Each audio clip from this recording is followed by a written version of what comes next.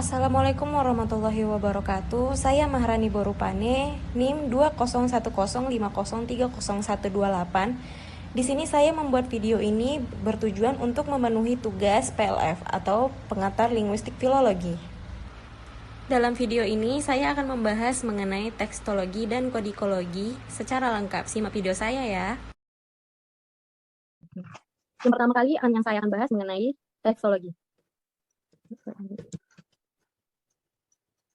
Di dalam tekstologi ini saya akan membahas mengenai pengertian 10 prinsip tekstologi, proses terjadinya teks, proses penyalinan teks, kesalahan teks, langkah, metode penyuntingan, transliterasi, interpretasi, dan struktur penelitian filologi. Pertama-tama saya akan membahas mengenai pengertian. Pasti kalian ingin tahu kan pengertian tekstologi? Dari segi bahasa, tekstologi bisa diartikan sebagai ilmu yang mempelajari tentang teks. Lalu, jika dikaji lebih luas lagi, tekstologi tidak hanya mempelajari tentang teks saja, tapi juga seluk-beluk tentang bahasa meliputi sejarah teks dalam sebuah karya sastra. Tekstologi adalah ilmu yang mempelajari tentang teks secara mendalam pada karya sastra, meliputi sejarah terjadinya yang mempelajari tentang teks secara mendalam, tentang terjadinya teks, proses terjadinya teks, serta bagaimana pelafalan itu menjadi sebuah teks yang bisa tersusun rapi menjadi sebuah naskah atau bacaan. Tekstologi juga merupakan bagian dari ilmu filologi yang mempelajari seluk-beluk teks, terutama menelaah yang berhubungan dengan penjelmaan dan sebuah teks, sebuah karya sastra. Selanjutnya, 10 prinsip tekstologi. Yang pertama, tekstologi menyelidiki sejarah teks suatu karya, dimulai dari penyuntingan, edisi teks harus menggambarkan sejarahnya, tidak ada kenyataan tekstologi tanpa penjelasan, secara metodis, perubahan secara dasar harus didahulukan daripada kekeliruan. Teks diteliti sebagai keseluruhan, bahan yang mengiring teks harus diteliti pula. Perlu diteliti pula sejarah teks dari karya lain, penyalin dan lembaga, penyalin harus diteliti pula, rekonstruksi teks tidak dapat menggantikan teks yang diturunkan. Selanjutnya, proses terjadinya teks.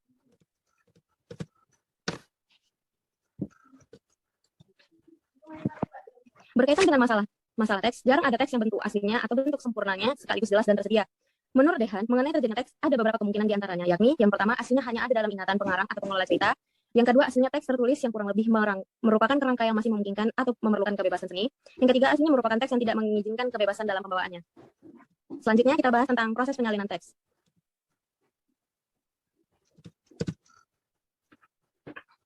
Yang pertama, kita harus merangkai penurunan yang dilewati oleh suatu teks yang turun-temurun disebut tradisi. Naskah diperbanyak karena orang ingin memiliki sendiri naskah itu. Sebab, mungkin karena naskah asli sudah rusak dimakan zaman,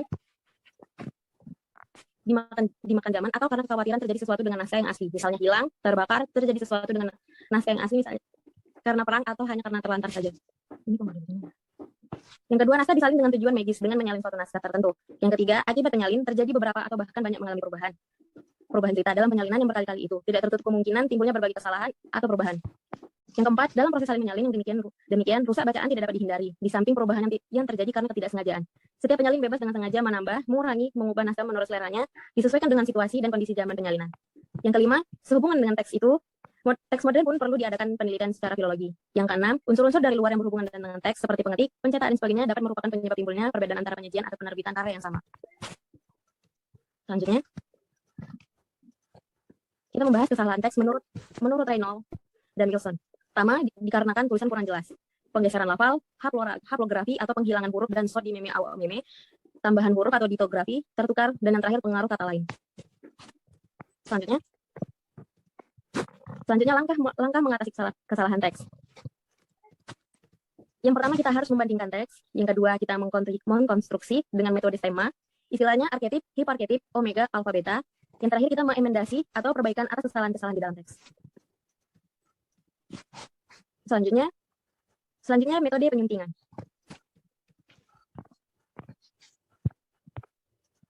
Yang pertama, edisi naskah tunggal. Edisi naskah tunggal diawali dari pencarian katalog. Disimpulkan menjadi kodeks unikus, yang menurut Raphson 2 ada dua cara. Yang pertama, edisi diplomatik, dan yang terakhir, edisi kritik. Yang kedua, ada edisi naskah jamak. Ada dua jenis. Yang pertama, metode landasan, dan yang kedua, metode gabungan.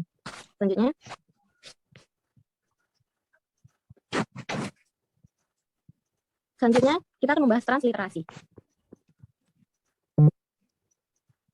Transliterasi merupakan cara memperkenalkan kandungan teks, ahli aksara atau pemindahan macam tulisan yang dipakai. Beda dengan transkripsi atau memindah tulisan atau mengcopy. Diikuti dengan terjemahan. Caranya, membagi kata, menyesuaikan ejaan, dan menggunakan tanda baca berdasarkan kaidah yang ada pada teks. Selanjutnya, kita akan membahas tentang interpretasi. Di interpretasi, filolog harus mengeluarkan sifat-sifat dasar teks untuk membaca. Konteksnya harus diperhatikan. Dengan berprinsip, teks harus dianalisis dengan sifatnya sendiri, teks harus diperiksa dengan latar kebudayaannya sendiri, dan yang terakhir teks didekati secara berbeda, seperti pendekatan dengan perbedaan agama, filsafat, sejarah, etika, dan lain-lain.